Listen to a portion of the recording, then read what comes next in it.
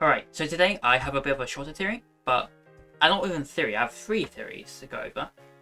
And I don't really have any conclusive ideas, but I want to give all of my ideas out. And hopefully by the time Deltarune chapter 3 and 4, we'll be able to have more information and I'll be able to actually come to some conclusions on a few of these. We're going to be going over characters like Ralsei, Des, and Gaster today, so let's get into it. Okay, so the first question I have is, how does Ralsei travel between dark worlds? The first theory I have is the door theory. This is the idea that Ralsei uses the Great Door in each chapter to go through to each new dark world. This should be used in the same way as the Doors of Fire in Dark Worlds are used, except for they travel between dark worlds. This should make sense as it would explain why it connects to the castle town within chapter 1. The only issue I have is the fact that we see Ralsei come from the same direction we come from in the cyber world, and when we're traveling in the cyber world, we don't see anything that looks like a great door or could be like a great door there. The next theory is the light world theory. The idea that Ralsei is able to leave the dark world and enter the light world like a lightner. This raises a lot of questions, but the main evidence for this is the fact that Ralsei knows about all of the light world's layout because they know where the other classroom is in the school.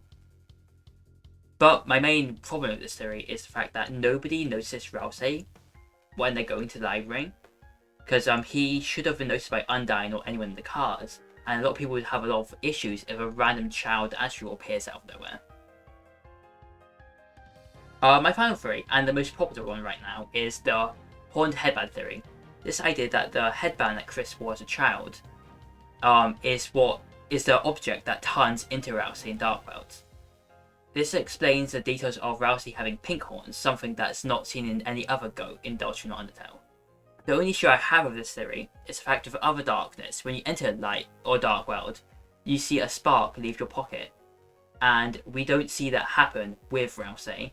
Also, no one in the other dark world points out that Ralsei leaves every time we leave, which would be a detail they should point out. If you have any other ideas about Ralsei and how they get there, just leave in the comments. I do know there's one theory, I forget who's by, but about Ralsei being the Goner creation, the vessel from the beginning, but I'll try to leave that in the link description if I can find it. Okay, my next topic is, where is Des? Des is a very mysterious character, as you don't know about where they went or why they went missing or even when they went missing. But we have a few candidates for where they could be. The first one's the Void. This idea is kind of based on the fact that we all think Gaster's in the Void, and that Des seems to have some connections to Gaster and the mysterious entities going around. The only problem with this is the fact that the Void isn't really a real thing. It's like a fan concept. So we don't really know if a Void actually exists, so we can't say that Des is there for certain. The strongest contender for a physical location is definitely the bunker, as it ties to a lot of characters. Chris is said to be scared of the bunker, implying that they saw something happen there. Also, we know that Chris still feels some amount of guilt for Asgore being fired from the police force, as they refuse to read all of the article about them being fired. And we can presume that they went missing, or no, we can presume he got fired because Des' disappearance, which means those would all be connected. My only issue is the fact that Des seems to have some connections with the unused dialogue, which I'll get onto in a second, but that would be weird if they're also in the bunker, if she's also in the bunker. The final one is the code. This is kind of true, but it doesn't really mean anything, or we don't know what it means for the universe. As we know Des, or at least we assume Des is the person speaking to us in the unused dialogue in the game. But again, it's a good suspect for it's a good suspect for where she might be, but again, we don't really know what that could mean for the universe or how we could find her. The final thing I want to talk about is why is Gaster doing this? I have 3 ideas on this, and these are all actually, I think, mine. I haven't heard anyone else talk about any of these, so I'm going to say they're mine. First of all, the freedom theory. This is the idea that Gaster is learning to and experimenting with vessels. His reason for this might be he wants to make a vessel himself to escape the void or whatever place he's in right now.